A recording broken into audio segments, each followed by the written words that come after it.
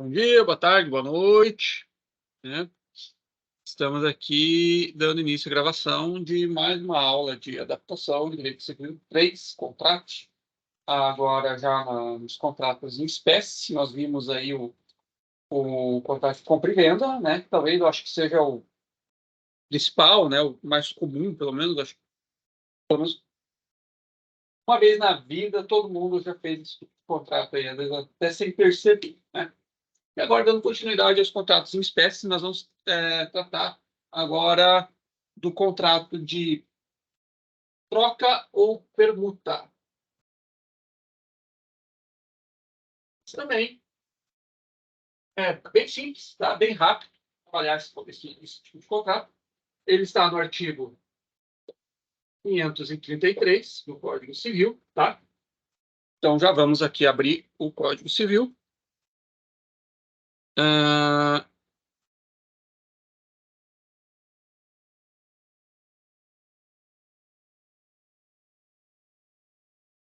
Vamos lá. Artigo 533.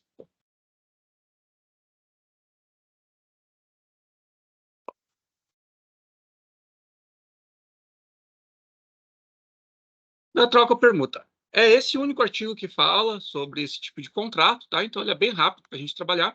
Só tem algumas questões aí que nós vamos passar, certo?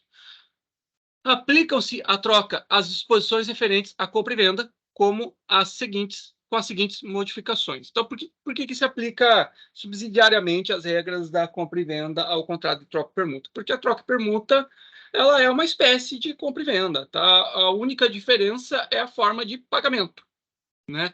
Em vez de eu pagar em dinheiro, eu simplesmente faço uma troca de coisas equivalentes, tipo, né, uma casa, por exemplo, eu quero mudar de cidade, outra pessoa quer mudar, vamos supor aqui, né? Eu estou querendo mudar, sei lá, para Cuiabá, coisa, e daí outra pessoa está querendo vir para Campo Verde, e eu encontro essa pessoa e falo, ó, vamos fazer o seguinte, vamos trocar, a nossa casa é equivalente, a avaliação dela está parecida, a gente troca. Minha casa, você fica com a minha casa, eu fico com a sua, e a gente faz o contrato assim e faz a troca, certo? É um carro por outro, trocar uma TV por um ar-condicionado, né? Eu tenho um ar-condicionado e eu quero um ar-condicionado, tem uma TV ali, outra pessoa quer trocar, eu entrego, entendeu? É essa a diferença, certo? E olha só o inciso primeiro. Salvo disposição em contrário, cada um dos contratantes pagará por metade das despesas com o instrumento da troca. Isso aí é relativo, por exemplo, ao que a gente citou do exemplo ali da casa, né? Uma troca de uma TV para ar-condicionado não tem despesas, a não ser, sei lá, às vezes um frete, alguma coisa nesse sentido. Agora, quando eu estou trocando uma casa, eu vou ter despesas cartorárias, eu tenho que registrar, porque daí entra aquela questão. A solenidade do contrato vai ficar a mesma subsidiariamente da compra e venda. Então, se eu estou trocando uma casa por outra, eu vou ter que cumprir todas as obrigações relativas ao contrato de compra e venda de um imóvel acima de 30 salários mínimos, por exemplo, né? Escritura pública, averbação na matrícula, registro imobiliário, blá, blá, blá, todas essas solenidades aí tem que se repetir também na compra, na troca ou permuta, certo? E aí existe uma regra própria da troca e permuta que, em existindo despesas em relação à negociação feita, ela vai ser dividida entre as partes, certo? Entre as partes. Vocês viram ali na compra e venda do imóvel, geralmente, em regra, pode ser estipulado em contrário, mas geralmente é o comprador que vai arcar com todas as despesas. Aqui, na troca ou permuta, você tem a cláusula aqui explicada que vai ser dividida. Por quê? Porque na troca ou permuta, como eu estou dando um bem equivalente igual, certo? Se entende que as duas partes vão ter despesas, vão ser duas matrículas de dois imóveis, ou então eu não estou recebendo dinheiro, estou recebendo outro bem. Então a despesa ela vai ser dividida, certo? Óbvio que se as partes estipularem contrário, tudo bem, né? São bens disponíveis, é patrimonial, nada impede. 2. É anulável a troca de valores desiguais entre ascendentes e descendentes, sem consentimento dos outros descendentes do cônjuge do alienante, tá? Isso aí nós vamos ver melhor aqui agora. que agora nós vamos aqui para o quadro falar de algumas das particularidades aqui, certo? Então, olha só, primeiro, para que fique configurado troca ou permuta, tem que estar o seguinte, ó, as partes que obrigam a dar uma coisa por outra sem envolver dinheiro. Isso aqui é bem importante, tá? Porque que acontece? Às vezes, num contrato de compra e venda mesmo, eu posso dar uma coisa como parte do pagamento, né? Ah, eu estou querendo comprar uma casa, eu dou um carro de entrada. Eu não estou fazendo uma troca ou permuta, certo?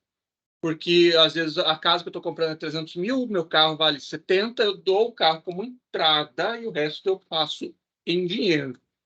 Então, nesse caso, não é troca ou permuta, é compra e venda, certo? A troca ou permuta é só quando são objetos assim equivalentes no valor, eu troco um pelo outro, certo? Uma casa por outra casa, ou então um carro de muito valor, né? Um Bentley, um, uma Mercedes-Benz, que vale 300 mil, eu entrego lá para o cara me entrega a casa. Aí a troca ou permuta. Eu não passo mais nada, não passo nenhum centavo de dinheiro. Se eu tiver que passar qualquer quantia a mais, a entrega do objeto mais dinheiro, não é troca ou permuta, é compra e venda, certo? E aí, nesse tipo de contrato, tá, aplica subsidiariamente, ou seja, né, se não tem nada previsto em contrário, subsidiariamente as regras da compra e venda.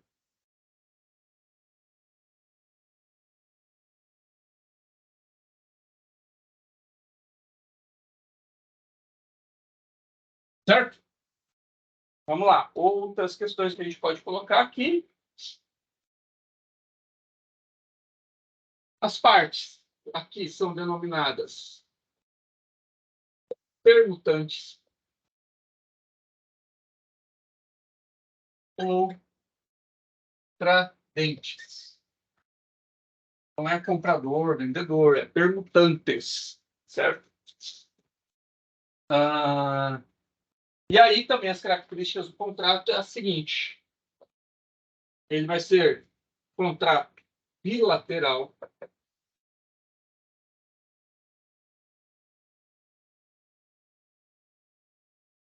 ou sinalagmático,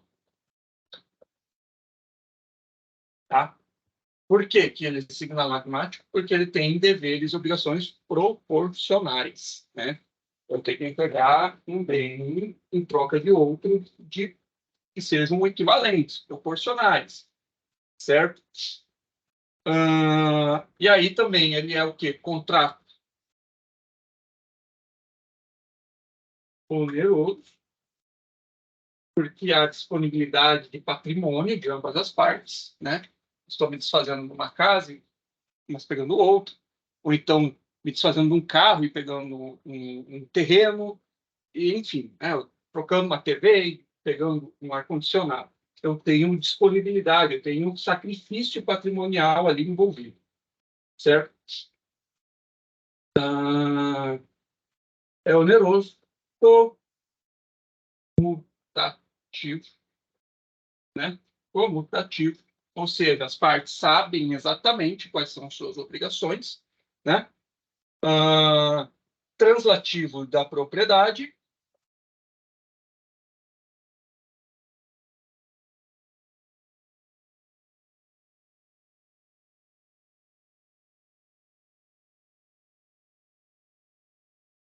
Translativo da propriedade.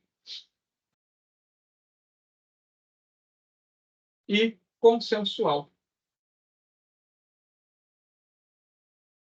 Tá? Sendo aperfeiçoado com a manifestação de vontade das partes. Beleza? E aí a questão seguinte, né?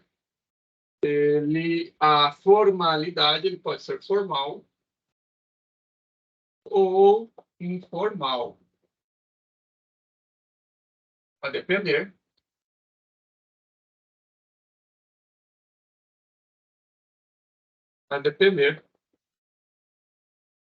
do objeto, né, que está sendo permutado ou trocado. Como a gente citou o exemplo, se eu fizer uma troca de uma TV por um ar-condicionado, eu não vou precisar ficar fazendo um contrato solene, uma escritura pública e etc, etc. Agora, se eu estiver trocando uma casa por outra, ou uma casa por um terreno, alguma coisa nesse sentido, aí vai precisar da formalidade, né? Se passar lá daquele limite de 30 salários mínimos, que aqui, pelo menos aqui em Campo Verde, é praticamente impossível achar um imóvel aí que seja abaixo de 30 salários mínimos. Certo? Então, é isso. Outra coisa.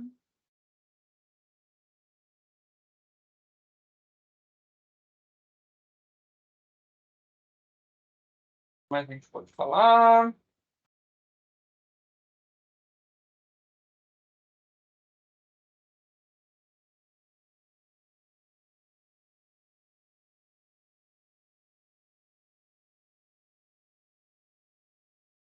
Troca entre ascendentes e descendentes. Então, falar sobre isso aí, isso aqui é importante.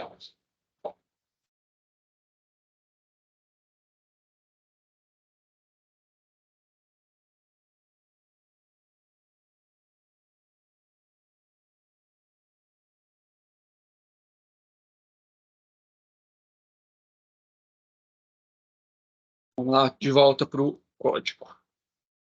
Para o artigo 533. Olha só. É anulável a troca de valores desiguais entre ascendentes e descendentes, sem consentimento dos outros descendentes e do cônjuge do alienante. Então, isso quer dizer o quê? Que eu não posso, como pai, trocar a minha casa por um carro com meu filho, ó, de valores desiguais, né, para beneficiar ele. Às vezes faz aquela coisa só de pai para filho, né? Sem que eu tenha o consentimento dos outros descendentes do cônjuge do alienante. Por quê? Para defender a herança, para defender o patrimônio que o cônjuge tem direito na partilha e os outros filhos também têm no espólio, na herança, certo? Então, se eu sou o pai, eu não posso fazer uma troca de valores desiguais entre o meu filho, sem ouvir os outros filhos ou ouvir o meu cônjuge, né, sem ter a anuência dele, certo? Sob pena de ser anulável o negócio. Ele não é nulo, ele é anulável, ou seja, a parte interessada, os outros filhos ou a esposa, vão ter que entrar com uma ação pedindo a anulação dessa permuta, dessa troca, certo? E como é anulável, se ninguém se manifestar contrário, ele convalida, certo? Outra coisa que daí, como é uma ação, você vai ter um prazo para intentar essa ação. Qual que é o prazo? Prazo decadencial. Decadencial, não é prescricional. Decadencial, perde o direito da ação. Prazo decadencial de 2 anos, certo? Então, gente, era isso que a gente tinha para falar sobre contrato de troca ou permuta, e daí, para ficar fácil a visualização, eu vou dar uma pausa aqui na gravação, certo? E daí depois eu já lanço o vídeo de troca ou permuta, e já vamos falar no próximo espécie de contrato do estimatório ou venda em consignação, certo? Daqui a pouco.